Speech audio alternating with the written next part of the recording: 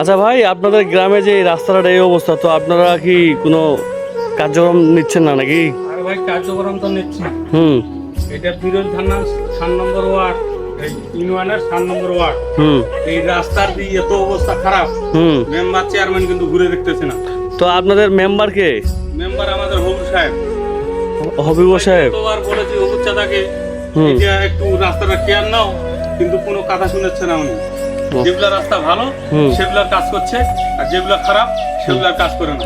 আপনারা এই বাস দিয়ে অটো নিয়ে যাতায়াত করেন না? 2-3টা অটো যাতায়াত করে, হুম। কিন্তু কি করব আমরা কোনো সুযোগ সুবিধা পাচ্ছি না এই চেয়ারম্যানের মেম্বারের।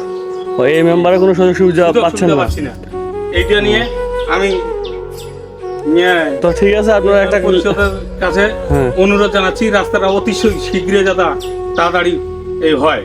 রাস্তার অবস্থা দেখছেন, রাস্তার কি অবস্থা দেখলে। শুধু এইখানে না দর্শক, হ্যাঁ। রাস্তার অবস্থা আরো অনেক বেহাল ওইদিকে এসো। আর রাস্তাটা বেশি চেওড়াও না, রাস্তাটা খুব বেশি হলে 6 ফিট 5 ফিট 6 ফিট হবে চেওড়া, ঠিক আছে? ওইদিকেও অবস্থা খুব খারাপ।